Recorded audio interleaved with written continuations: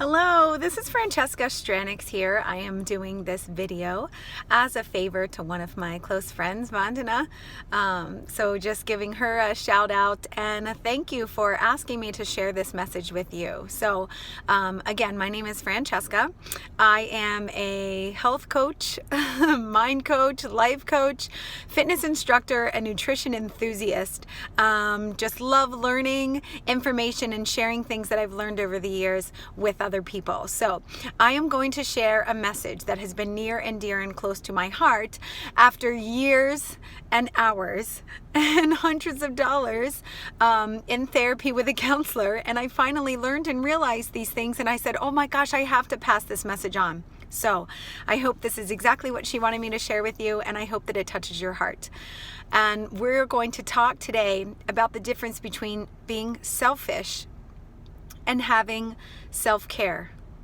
I'm going to say that again.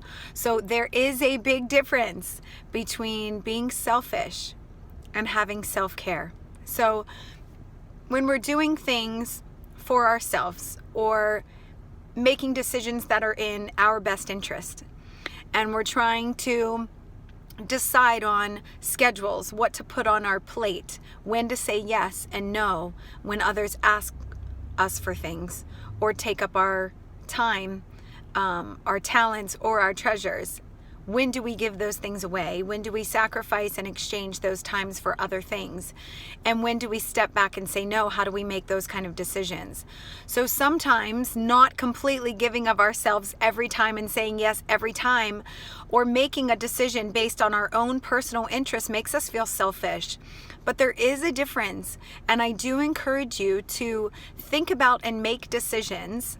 Sometimes yes, based on others, and sometimes yes, based on doing favors for others or the feelings that you have for people that you care about. Of course, we want you to do that.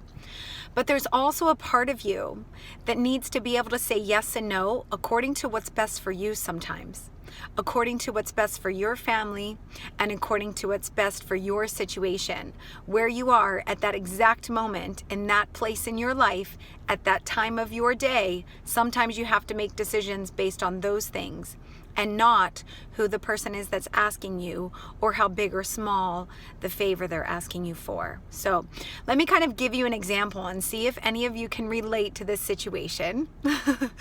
Okay, so here goes. Let's picture a day in mind where you are completely full as far as your schedule goes. You're almost booked every minute, back to back to back. You have a fairly large to-do list, whether it be for personal or for your family, and you get a phone call and somebody is asking you to add something to your plate. And it's somebody that you know and love and trust. And of course, you want to help them out. And you think to yourself, okay, how can I make this work? And then you go running around like a crazy person, rearranging your schedule, adjusting your day, affecting you or your family or the people around you to make this happen for the other person. And then at the end of that day, you sit down and put your head on the pillow and you think to yourself, wow, what could I have done simpler today? Or what did I do for myself today? And sometimes we can't answer that question, and sometimes we don't do enough for ourselves. So I encourage you in those kind of moments to make sure that in your heart you are feeling genuine and you are making a decision based on self-care.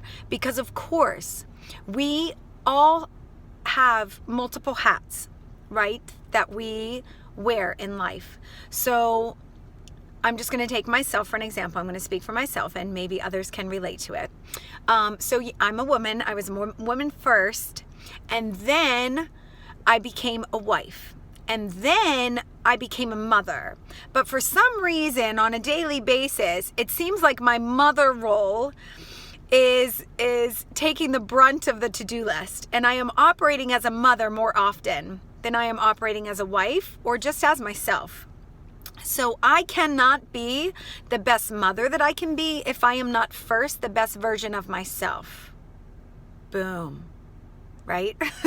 So take that with you. So take care of yourself and the person that you are. Make sure that you're feeling good about yourself. Make sure you're taking those moments for your mind, for your heart, for your spirituality, for your professionalism, for your career, for your habits, so that you feel the best version of yourself. And then that's the version that you present to others. And that's the person that's going to be, you know, the best wife that I can be to my husband. And that's the person that's going to be the best mother to my children. And that's the person that's going to be the best friend to my friends. And that's the person that can present themselves and be the most supportive to others and the most helpful. So we do have to take that time to acknowledge and have that self-care, and know if you're doing that and making those decisions for self-care, it's not being selfish. So keep those things in mind. Take care of yourself. Be your best self so that you can present your best self going forward. So I hope you all enjoyed that little message, and I will maybe talk to you and see you again sometime. Bye.